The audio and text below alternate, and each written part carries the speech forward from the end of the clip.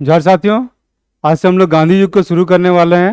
मतलब कि झारखंड के परिप्रेक्ष्य में गांधी युग में क्या क्या होता है। और गांधी युग में बेसिकली आपको 1917 के समय से आपका 1947 के समय तक को रखा जाता है। 1917 से 1947 तक के समय को गांधी युग में रखा जाता है। और इस काल में आपका चंपारण सत्याग्रह, खेड़ा खेड़ा आंदोलन और अहमदाबाद आंदोलन, उसके बाद फिर आपको रॉलेट एक्ट सत्याग्रह, फिर आपका क्या कहते हैं असहयोग आंदोलन, सविनय अवज्ञा आंदोलन और आपका भारत छोड़ो आंदोलन, और इतना सभी को रखा जाता है गांधी युग में। ठीक है। उसके अलावा जो आज़ादी हो जाता है उसके बाद भी जो अपना कुछ हद तक निभाते हैं वैसे, या जो बंटवारा वगैरह होता है सब में जो भी उनका महत्वपूर्ण रोल रहता है, जब प्रधानमंत्री चुनने में भी रहता है। ठीक है। तो काफ़ी बहुत बड़ा रोल रहा है, तो इसलिए टोटल को गांधी युग कहा गया है। और झारखंड के परिप्रेक्ष्य में इस समय काल में हमें देखना है कि क्या ये करेंगे। ठीक है।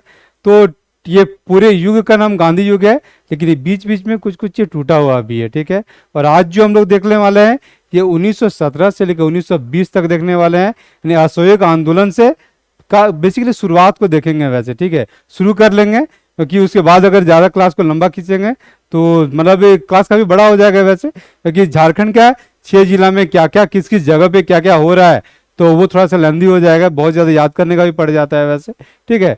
तो असहयोग आंदोलन से जितना पहले का चीज़ है और जो चंपारण सत्याग्रह वगैरह से जो 1917 में जो शुरू हो रहा है वहाँ से लेके आपका असहयोग आंदोलन को शुरुआत कर लेते हैं। ठीक है। शुरुआत करने के अगले वीडियो में हम लोग देखेंगे कि असहयोग आंदोलन में किस किस जिले में क्या क्या काम किया गया था और किस किस ने क्या क्या किया था। ठीक है। तो चलिए यहाँ पे देखते हैं, अभी रांची से शुरू करते हैं आपका झारखंड में, और देखते हैं कि गांधी युग में क्या क्या हुआ था। ठीक है। तो गांधी युग को करने से पहले यहाँ पे 1916 या 1916 में आपका गांधी का एंट्री हो जाता है आपका लखनऊ पैक्ट वगैरह में। ठीक है। लेकिन लखनऊ पैक्ट में उनका मतलब बहुत बड़ा रोल नहीं था वैसे, लखनऊ समझौता बेसिकली कहिए हिंदी में तो। ठीक है। तो उनका बहुत बड़ा रोल नहीं था वैसे, उसमें तिलक लोग का कुछ बेहतर ज़्यादा रोल था वैसे। और उसके बाद का वहीं पर आपको राजकुमार बिहार के जो चंपारण के रामचंद्र शुक्ल थे वो उनको बुलाते हैं चंपारण में कि यहाँ का जो शोषण हो रहा है जो नीलों के द्वारा, जो नीले अंग्रेज लोग हुआ करते थे वो लोग जो शोषण कर रहे हैं मतलब नील की खेती के नाम पे, तो उसको सुधारने के लिए क्या आंदोलन करना चाहिए। क्योंकि गांधी जी देश में पहले काफ़ी फेमस हो चुके थे, क्योंकि साउथ अफ्रीका में कुछ कुछ सफल आंदोलन वो किए थे और जनता का आंदोलन किए थे। तो यहाँ का भी इनको को लग रहा था कि यहाँ ये आंदोलन को कर सकते हैं और ये मास मूवमेंट को खड़ा कर सकते हैं। ठीक है। और चूंकि ये नाम था, भरोसा था इनके ऊपर, तो इनको ये चीज़ कहा जाता है वैसे। ठीक है। तो एक साइड तो आपका गांधी जी वाला चलेगा 1917 से, लेकिन उसी समय 16-17 के आसपास में रांची में कुछ और भी था, एक महत्वपूर्ण नेता और थे। ठीक है। और वो थे आपका मौलाना अबुल कलाम आज़ाद। ठीक है। तो ये भी कुछ कुछ चीज़ किए थे रांची में, बेसिकली आपको 3 चीज़ है वैसे। ठीक है। बाकी कुछ कुछ और है, लेकिन एग्जाम पॉइंट ऑफ व्यू से उतना इंपॉर्टेंट नहीं है। जो 3 चीज़ इंपॉर्टेंट उस पर से निकाल के आपको बता रहे हैं वैसे। ठीक है। तो चलिए वो चीज़ को देखते हैं, लेकिन उससे पहले उनका थोड़ा सा जीवनी को देख लेते हैं, समझना थोड़ा सा आसान हो जाएगा वैसे। ठीक है। तो मौलाना अबुल कलाम आज़ाद का जन्म बेसिकली आपका मक्का में हुआ था, मतलब सऊदी अरब में जो मक्का है वहाँ आपका जन्म हुआ था। लेकिन इनका पिता का मौत हो जाता है बहुत कम उम्र में, मतलब ये जब वो छोटे थे तभी इनका पापा का डेथ हो गया था। जब डेथ हो गया था तो या मौत हो गया था तो ये अपने नाना घर में रहना शुरू कर देते हैं। और नाना घर कहाँ था? तो दिल्ली में इनका नाना घर था। ठीक है। और शिक्षा दीक्षा में भी उसी आसपास में हुआ होगा। और बाद में है कि थोड़ा बहुत पत्रकारिता का काम करने लगते हैं, एक प्रेस खोलते हैं अल हिलाल, जो कि ब्रिटिश सरकार बंद कर देता है। बाद में अल बिलाग भी खोलते हैं, उसको भी 1916 में बंद कर दिया जाता है। ठीक है। उसके अलावा होता है कि उसी से 1917 के आसपास में आपको होम रूल लीग आंदोलन देश में चल रहा था। अब चल रहा था तो वो उसमें भी पार्टिसिपेट करते हैं और उसी से संबंधित होकर उनको नज़रबंद रखने का आपको ब्रिटिश सरकार या कोर्ट से उसको आदेश मिलता है। ठीक है। अब नज़रबंद रखना है तो नज़रबंद रखने के लिए उनको रांची पे रखा जाता है। ठीक है। करीब आपका 16 के आसपास से, कुछ 1916 से ही अब करीब 3 जनवरी 1920 तक रखा जाता है। 3 जनवरी 1920 को यहाँ से छूटते हैं और वो कलकत्ता चले जाते हैं। ठीक है। तो इसमें होता है एक चीज़ और होता है कि अगर रांची ही क्यों चुना गया, तो रांची में एक चीज़, 2 फैक्टर है यहाँ पे। एक चीज़ तो है कि रांची पहले से फेमस था कि कुछ कुछ कैदी लोग को यहाँ पे रखा जाता था। जैसे 1857 के क्रांति में हम देखते हैं कि सुरेंद्र शाही था। ठीक है। एक बौरन सिंह था। ठीक है। सुरेंद्र शाही आपको उड़ीसा का था, बहरन सिंह पता नहीं कहाँ का था, लेकिन वो भी बाहर से लाके रखा गया था। दूसरा पठान टाइप का भी कुछ लोग आदमी लोग था जो कैदी के रूप में यहाँ रखा गया था, मतलब निर्वासित जिंदगी झारखंड में भेजा जाता था वो लोग को रखने के लिए। कुछ लोग जेल में भी था वैसे, ठीक है। तो और ये तो एक फैक्टर हुआ, ठीक है, कि रांची का जो झारखंड का जो इलाका उस हिसाब से वो फेमस था, ठीक है। और दूसरा चीज एक चीज और था कि आपका जो अबुल कलाम आजाद थे, इनको बॉम्बे प्रेसिडेंसी में घुसने से मना कर दिया गया था, ठीक है। संयुक्त प्रांत जो आपका अभी का यूपी वाला था, वो उस इलाका में भी इनको घुसने से मना कर दिया गया था, ठीक है।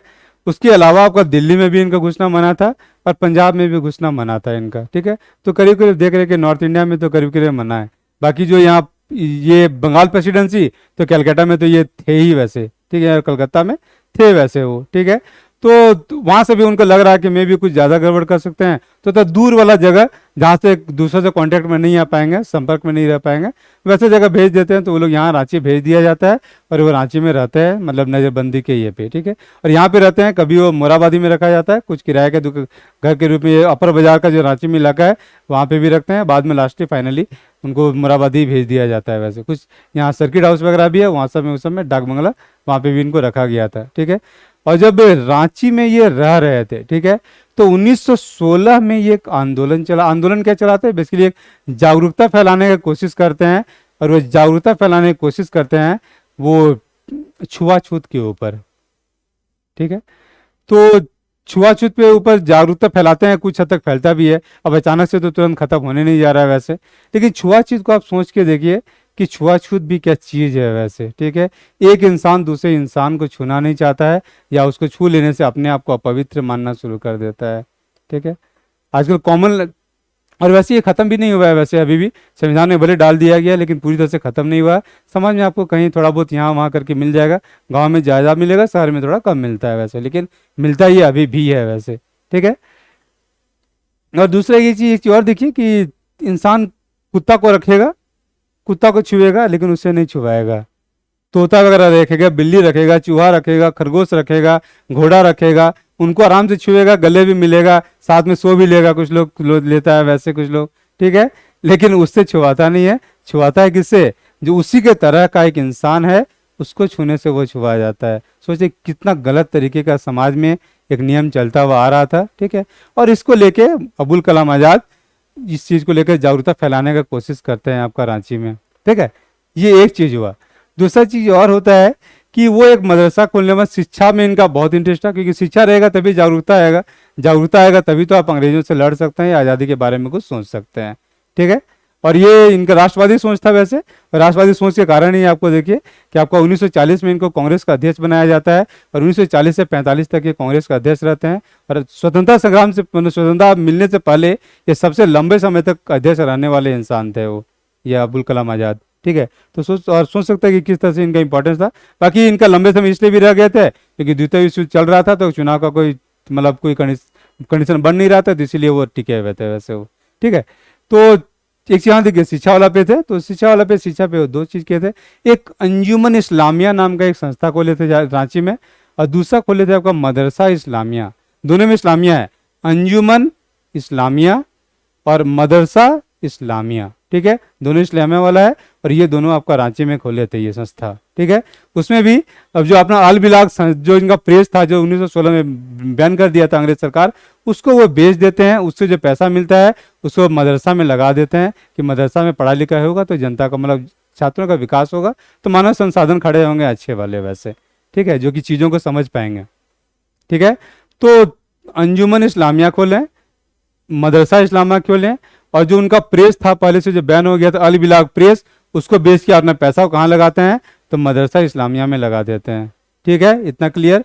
उसके अलावा आपको उस समय, जिस समय काल का बात ये सब हो रहा है, उस समय आपका प्रथम विश्व युद्ध भी चल रहा था।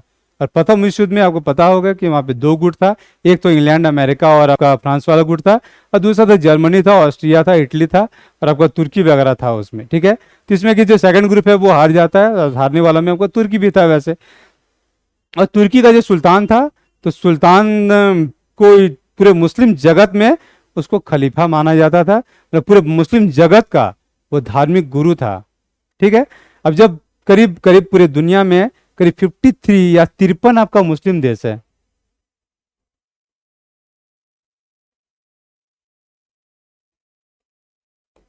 तिरपन आपका मुस्लिम देश है, ठीक है। अब 53 संख्या थोड़ा बहुत इधर उधर हो सकता है, लेकिन जहाँ तक मेरा याद मुझे याद है कि 53 ही है वैसे, ठीक है। तो इतना मुस्लिम देश है, इतना मुस्लिम देश अगर किसी को अपना धार्मिक गुरु मान रहा है, उसको इंग्लैंड क्या करता है, युद्ध जीतने के बाद उसको पद से हटा देता है, खलीफा के पद से, पहला चीज, ठीक है। दूसरा चीज इंग्लैंड क्या करता है कि उसका जो बहुत सारा जमीन उसके हाथ में था, जमीन को कंट्रोल करके वो छोटा सा क्षेत्र उसको देता है, ठीक है। इससे पूरे दुनिया में असंतोष फैलता है, क्योंकि सब बोलता है कि उसको पद पे दोबारा ले आओ और जो क्षेत्र उससे छीन लिया उसको वापस कर दो, ठीक है, पहला चीज। और दूसरा, इंग्लैंड वाला जो जीत गया था लड़ाई, तो रांची ऊंची यहाँ वहाँ जो भी जगह वहाँ पे लोग खुशी मना रहा था, तो उससे भी यहाँ का लोगों को गुस्सा आ रहा था, और उस चीज के चलते ये लोग खिलाफत आंदोलन छेड़ता है यहाँ पे, ठीक है। और खिलाफत आंदोलन को देखिएगा, जो असहयोग आंदोलन चलता है उसके साथ साथ पैरेलल चलता है, और गांधी जी दोनों आंदोलन को मर्ज करवा दिए थे, मतलब खिलाफत आंदोलन और असहयोग आंदोलन दोनों साथ साथ चलता है वैसे, ठीक है।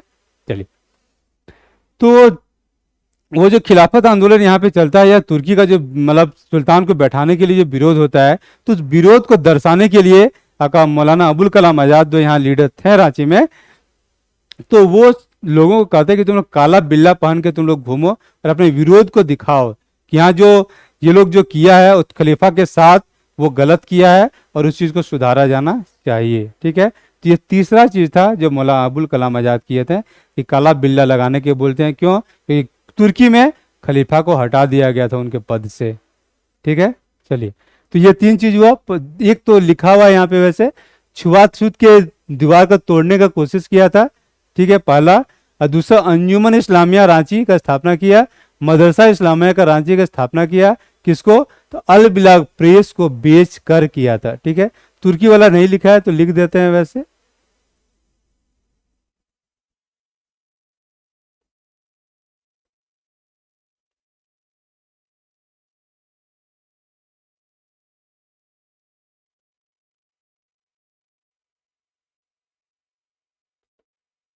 तुर्की को दोबारा सत्ता दिलाने के लिए लोग विरोध किया था, काला बिल्ला लगा के वैसे, ठीक है। तो ये तीन चीज किया था आपका मौलाना अबुल कलाम आजाद, झारखंड रांची में, ठीक है।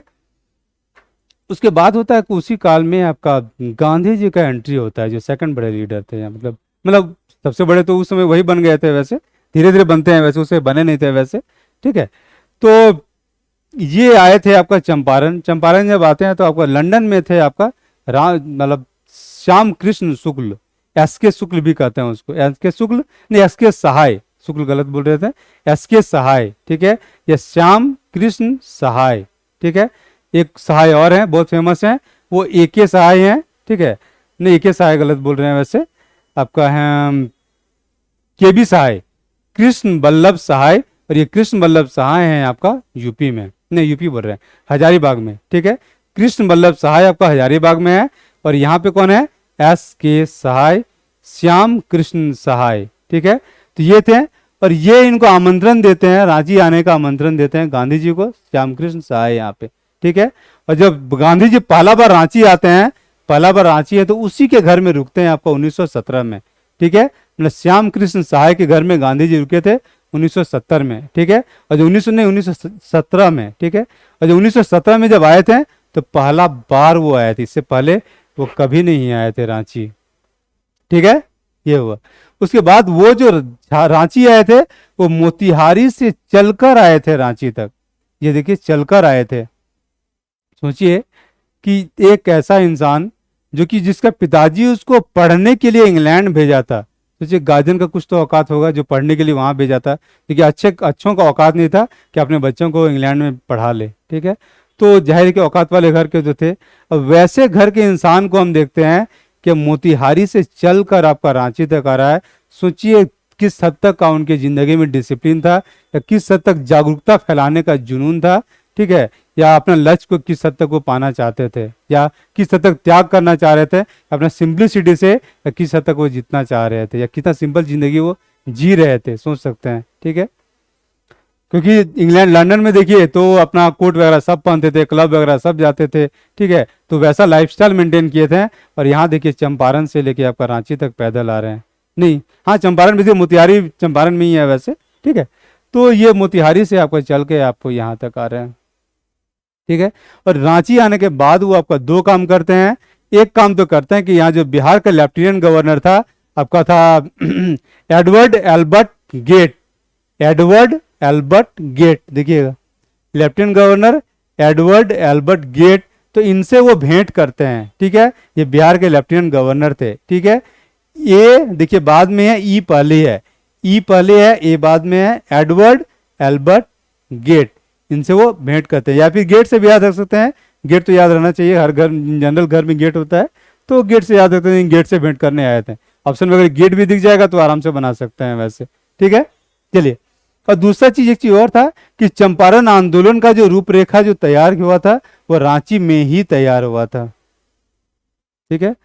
रांची वो इस दौरान में करीब 1917 में वो करीब 3 बार आए थे वैसे, और 3 बार में करीब करीब आपका 21 दिन रुके थे, डेज 21 डेज या दिन कह लीजिए, 21 दिन रुके थे, ठीक है। ये बुक में दिया हुआ है वैसे 21 डेज वैसे, लेकिन जब मैंने जोड़ा उसमें वैसे, ठीक है, तो उसमें करीब 24 डेज था वैसे, ठीक है। तो ऑप्शन के हिसाब से आप देख लीजिएगा वैसे कि क्या ऑप्शन में रहेगा, अगर आ गया क्वेश्चन वैसा तो आप ये कर सकते हैं, ठीक है। और बाकी ये 3 बार आए थे, और तो इसमें कुछ नहीं है और, ठीक है। इसमें एक चीज और है कि गांधी जी आए थे तो ये लोग उसके साथ में भी आए थे, ये अकेले ही नहीं आए थे वैसे, दूसरे नेता और थे, लेकिन ये कुछ फेमस हैं तो वो लोग को देख लेते हैं, ठीक है। पहला तो कि उनकी वाइफ थी या उनकी पत्नी कस्तूरबा गांधी उनके साथ में थी, उनका 2 बेटा भी उनके साथ में था, एक था आपका देवदास गांधी और दूसरा है कि आपका रामदास गांधी। ज्यादातर बुक में आपको कस्तूरबा गांधी और देवदास गांधी ही मिलेगा, लेकिन आपका थोड़ा स्टैंडर्ड बुक पढ़िए तो आपको रामदास गांधी भी आपको वहां पे मिल जाएंगे, ठीक है। बाकी आपका ब्रिज किशोर बाबू भी साथ में आए थे गांधी जी का, ठीक है। तो कस्तूरबा गांधी, देवदास गांधी, रामदास गांधी और ब्रज किशोर बाबू, ठीक है, ये लोग गांधी जी के साथ में आए थे मोतिहारी से रांची, रांची ये लोग सब आए थे वैसे, ठीक है। तो अब इसको याद करने के लिए ऐसे कर सकते हैं कि चलिए ये देवदास है, ठीक है।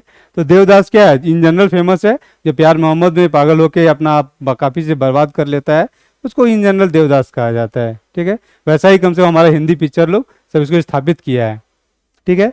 तो देवदास अब क्या बन जाएगा कि रामदास बन गया, मतलब देवदास मतलब पहले प्यार मोहब्बत में पड़ा हुआ था, अब राम का दास यानी राम के प्यार में पड़ गया या राम का भक्ति में पड़ गया ये, ठीक है।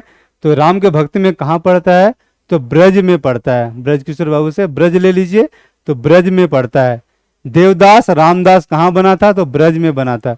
ब्रज वैसे कृष्ण के लिए जाना जाता है, तो विष्णु वाला ही खेला है, तो आप राम से इसको जोड़ सकते हैं, ठीक है। तो ब्रज में बना था।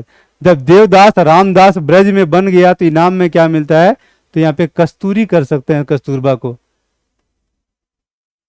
कस्तूरी, और कस्तूरी अगर इसको बना देते हैं तो एक कोड बन जाएगा, क्योंकि कस्तूरी क्या होता है कि हिरन के नाभि में रहता है, ठीक है, जो थोड़ा सा ज्यादा उम्र हो जाता है उसके बाद, और ये बहुत सुंदर खुशबू देता है और ऊपर काफी दूर तक ये फैला हुआ रहता है, ठीक है।